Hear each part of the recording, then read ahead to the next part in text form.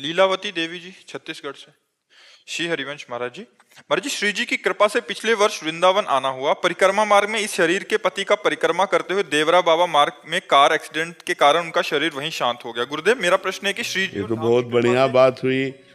वो केवल देखने मात्र के लिए बात हुई कि शरीर जो है एक्सीडेंट से छूटा, लेकिन बहुत बड़ी जगह छूटा। अकाल मृत्यु तो नहीं? नहीं नहीं नहीं नहीं, उनको भगवत प्राप्ति होगी। भगवान के धाम में शरीर छूटा, उनको भगवत प्राप्ति होगी। धाम की एक अपनी महिमा है।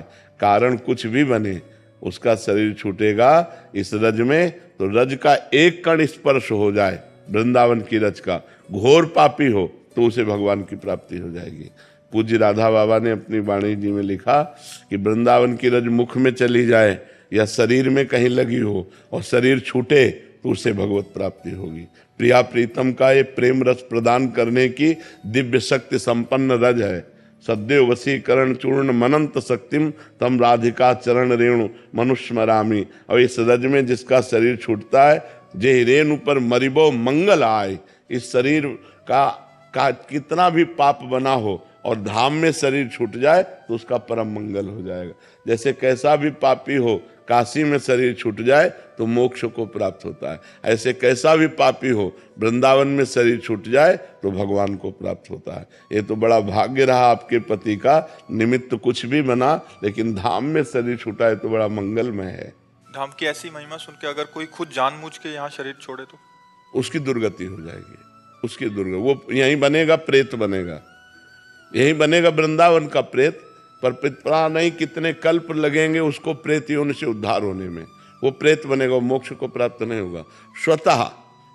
अब जैसे जा रहे थे, परिक्रमा दे रहे थे, कार आई, एक्सीडेंट किया और चली गई, तो उनकी तो इच्छा नहीं थी ना, और अब वो भगवत इच्छा से गए तो वो भगवान के धाम को गए। ये परम मंगलमय रहा। अब गुरुजी वो अंत समय में वृंदावन में आके बस जाए और वहाँ उसका प्रभु को शरीर पूरा हो जाए, अंत समय में आके वृंदावन धाम उसका वास हो जाए। हाँ बिल्कुल, और उसकी यहाँ उसकी मृत्यु हो जाए। बिल्कुल बिल्कुल निश्चित भगवत से मतलब उसका बिल्कुल बिल्कुल।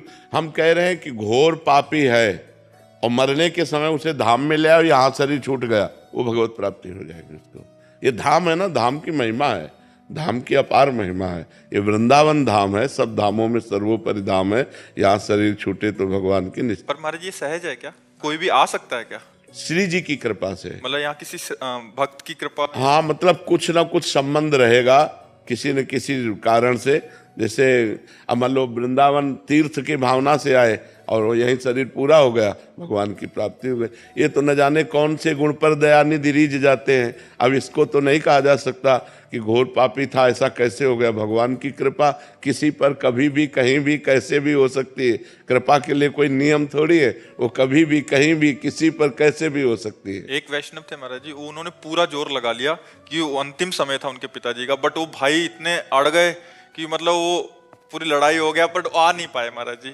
एक वो है और एक कृपा से ऐसा संयोग बैठ जाता और आ जाता। बिल्कुल बिल्कुल बिल्कुल, बहुत बहुत भगवान की असीम कृपा से होगा। धाम पर शरीर छूट जाना ये बहुत बड़ी मंगलमयी बात है। अगर किसी का बाहर कहीं शरीर छूट रहा है और धाम की रज लगा दो, धाम का रज का कण चला जाए तो उसकी दुर्गति नहीं होगी, उसकी सदगति हो जाएगी। फिर जो धाम में शरीर छोड़ रहा है उसकी सदगति में संशय क्या है। अमित धर्मपाल जी पलवल से। राधे राधे राधे। गुरुदेव, मेरी आयु 20 वर्ष है। लगभग 3 महीने पूर्व आपके सत्संग में मैंने आसनों के लाभ सुनकर पद्मासन, सिद्धासन और शीर्षासन का अभ्यास प्रारंभ किया। प्रारंभ के समय ये बहुत सीमित था, लेकिन अब नियमित साधना से मैं अब और आपकी कृपा से सिद्धासन 1 घंटे से अधिक, पद्मासन 55 मिनट और 10 से 15 मिनट शीर्षासन करने लगा हूँ। गुरुदेव, मैं पूछना चाहता हूँ कि 30 मिनट आसन के बाद 30 मिनट कुछ लेना नहीं, पानी भी नहीं तो फिर उसमें विक्षेप पड़े। और ख़ास तौर से ब्रह्मचर्य नष्ट न होने पावे। अगर ब्रीडी नष्ट होता रहा तो फिर मतलब हानि हो जाएगी। ये सब यौगिक हठ योग है, ये कोई साधारण नहीं है। इनको जैसे आसन कर रहे तो इससे बहुत लाभ मिलेंगे आपको, लेकिन परहेज कर ले। आसन करने के पहले 20 ग्राम या 25 ग्राम ठंडा पानी पी ले, फिर आसन में आराम से बैठे। और आसन के बाद 30 मिनट तक कोई पानी नहीं, कोई भोजन नहीं, 30 मिनट बाद ही ले। कोई भी आसन करे तो बस प्राणायाम करते हो? कौन सा प्राणायाम कर? भस्त्रिका करता हूँ और कपालभाति और अनुलोम विलोम और कुंभक। हाँ ठीक। किसी तरह ब्रह्मचर्य हानि वाली तो विषय नहीं? मुझे जब से आसनों का बहुत हाँ, ये तो अपने आप सुधार देंगे, बस तुम कोई गलत आचरण मत करना, ठीक है? बहुत अच्छे, बढ़िया। और देखना, अगर ये अभ्यास बढ़िया बन गया ना तो गृहस्थी में होने पर भी एक तुम साधु रहोगे। ये शांत चित्त वृत्ति रहती है, अंदर से भगवत चिंतन का थोड़ा योग बनाए रखना। आसन में बैठ के नाम जप करते हो ना? महाराज जी, लेकिन पद्मासन में ना शरीर कष्ट के साथ साथ एकदम मतलब उस नाम पे ध्यान नहीं लगे। नहीं नहीं, ध्यान लगे या ना लगे, नाम जप करो, नहीं तो वाचिक नहीं, वाचिक नहीं, ऐसे अगर ध्यान कष्ट पे जाए तो वो तुरंत हटाओ, नाम में लगाओ, नाम पे लगाओ, बार बार नाम। उपांशु इसे कहते हैं, जो हम जप रहे हैं उपांशु जप रहे हैं, नहीं तो फिर मानसिक तो एक अलग चीज हो जाती है। कोशिश कर रहा हूँ, उसकी क्या शारीरिक और आध्यात्मिक फायदे हैं? सबसे बड़ा फायदा है कि इससे भगवत प्राप्ति का योग बनने लगेगा।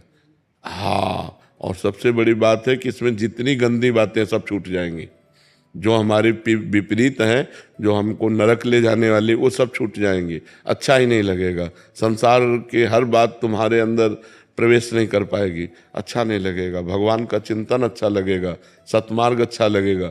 और फिर सांसारिक जो कार्य करोगे, जैसे फावड़ा चलाना है तो आप घंटों फावड़ा चला सकते हो, क्योंकि प्राणवायु का संयम और ब्रह्मचर्य है, और आसनों पर बैठते तो एक बहुत जोश, बहुत शरीर में, और बुद्धि बड़ी प्रवीण हो जाती है, और वो बड़ी गंभीर हो जाती है। छोटी छोटी बातों में नाराज होना, ये सब खत्म, मतलब संसारिकता का नाश हो जाता है और दिव्यता का प्रकाश हो जाता है। तो है कि मतलब जो जलन होती है वो भी कम होगी। हाँ, धीरे धीरे, बस धीरे धीरे इसमें चला जाता है, धीरे धीरे आराम। पर खाली मत बैठना कि पद्मासन में खाली बैठे, नाम जप नहीं चल रहा, नहीं तो फिर उसका कोई खास महत्व नहीं है।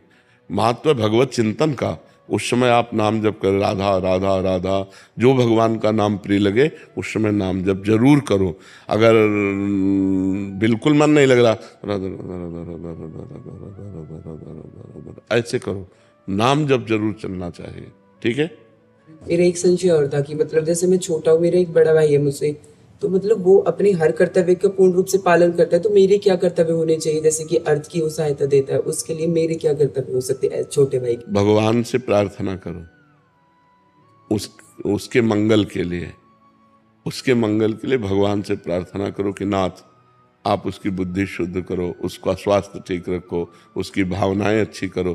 तो भगवान ही कर सकते, प्रार्थना हम कर सकते हैं ना किसी के लिए भी, तो उसके लिए प्रार्थना